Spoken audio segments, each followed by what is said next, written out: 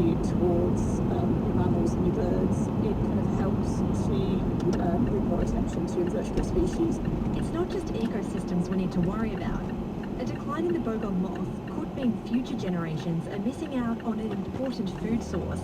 That's because climate change threatens food security. But if we can overcome the mental hurdle of eating insects, they could become an important source of protein. Olympia Yaga is the CEO of GoTerra, a company that designs technology to better manage food waste and tackle the climate crisis. The bogong moth tastes a little like it has the texture of pseudo chicken, but it's got a more nutty flavour and a little bit more of a umami fish taste, which is it's really lovely. Yeah, so would that be one of your favourite insects to eat, the ones that you could probably convince the most people to try?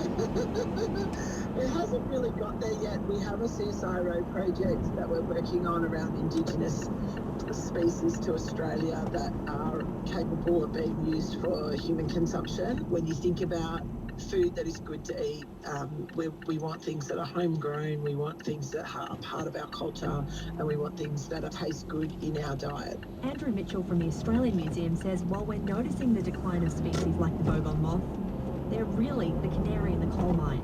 I would imagine that there are a lot of additional species that live in the same area that are equally threatened. It's just that we don't have the data on it. We need lots more research to try and establish what other species might be of conservation concern. Alexia Ashworth reporting. Stumps on day 3 at the Gabba. Here's Brianna Holder.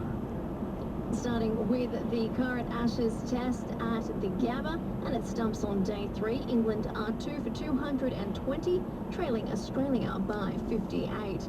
That after tying up the hosts for 425 before the lunch break, after collecting the wickets of Mitchell Starc, Nathan Lyon and Travis Head. Some individuals still talking about his place. In goes Wokes. Bowles, that swings him, is flicked away high into the leg side, he's going to be caught. Oh, thank goodness Rory Burns has held one. Out there, deep square leg. Burns has taken the catch. And, well, maybe there was a touch that Brian Lara was about that, because it was a nice flick from Starc, and he made very good contact with it.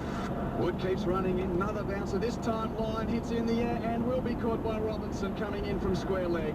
That's spooned in the infield, and Wood gets his man. Nathan Lyon departs for 15, and Australia is 9 for 420. So Wood tries again, bowling to Head. Gives it room. He's bowled. He went too far across. I think Wood saw it and yorked him. And that's the end of Australia's innings.